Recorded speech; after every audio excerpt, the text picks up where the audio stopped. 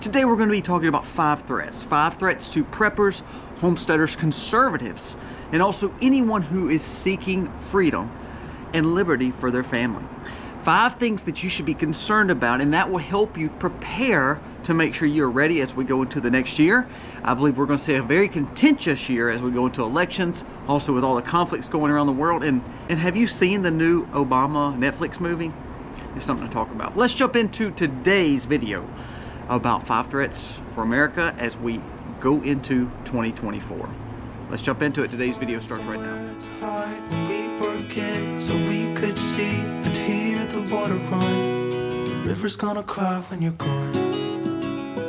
Hey guys, welcome to the Max. Thank you so much for being here today. As I said in the intro, we're going to be talking about 5 things that are threats to us as we go into the next year. I believe next year is going to be very volatile with elections and all. So, we're going to discuss that. And I believe if we touch these 5 things and you better yourself on these 5 elements here, I honestly believe you will see a more prosperous 2024 for yourself. You see how cold it is? It is freezing here in the Deep South.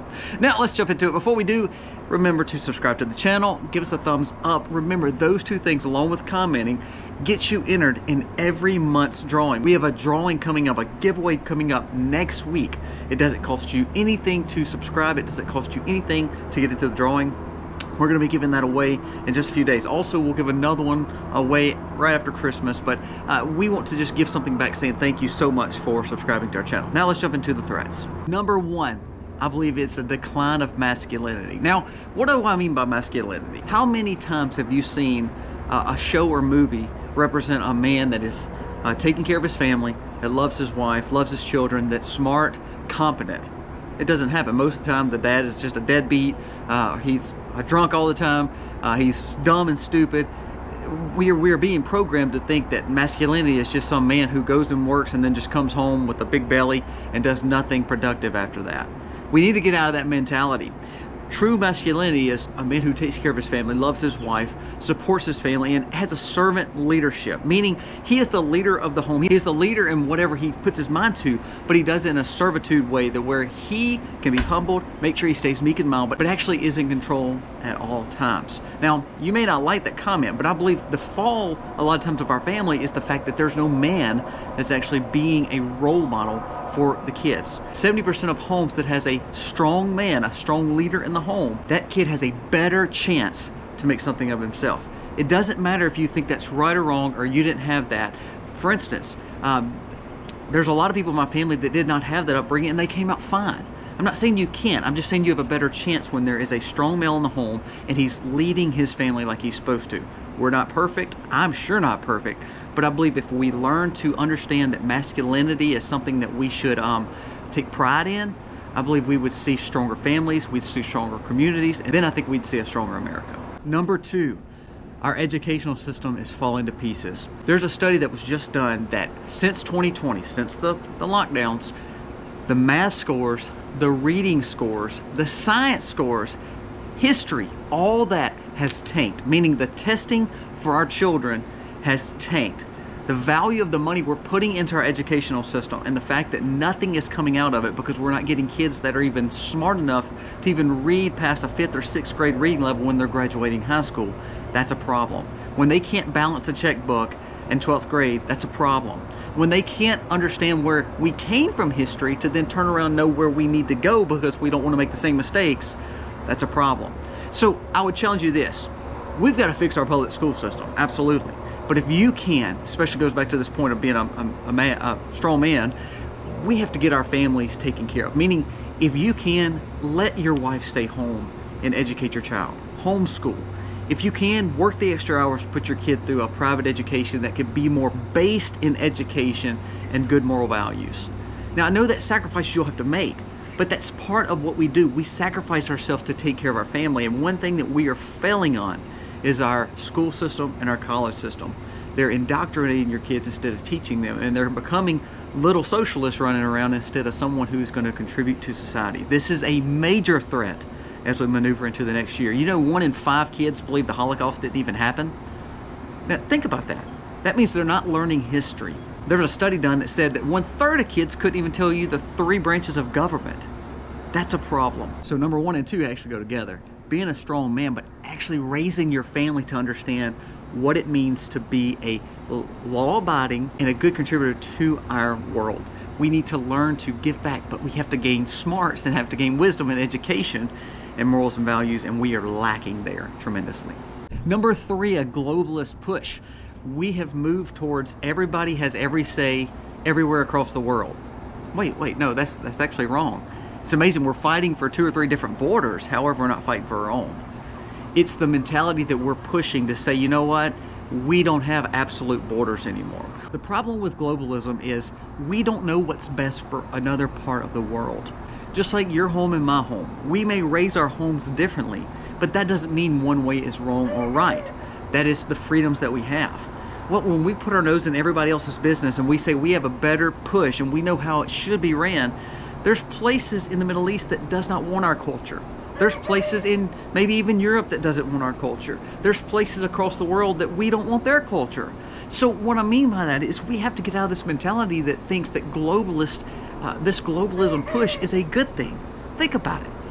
There's a lot of places that make money on oil. Middle East makes money on oil. No matter if you like them or love them, hate them, it doesn't matter. That's how they take care of their families. So by you pushing against it, they're not going to necessarily like you, so you're not building any kind of good relationships. Maybe we have morals and values this way, maybe India doesn't. That's not our job to go over there and say this is what you've got to do. We are different people. So therefore we have to realize that every country should have borders and every country should take care of their own stuff and take pride in what they have. Again, we're teaching our children not to even take pride in America, and that is a major threat. We have to realize that we need a president who is worried about America. We need politicians worried about America. Just like India's president needs to worry about India. China's president, China, Russia's president, Russia, and so forth. Why would any country not want a leader that pushes their own initiatives? That's kind of the purpose. I love a lot of people, but I'm going to take care of my family first, my wife and my children first. And I think that goes back to this globalist push. We want to take in everything and be over everybody's stuff and junk, and to be honest with you, push our initiatives across the world. And I don't think any country wants that. We each need to take care of our own countries first, then we work together to make a safer world. But when there's volatility in just about every economy and just about every place because of mass migration and because of all these globalist policies, all we're doing is making chaos.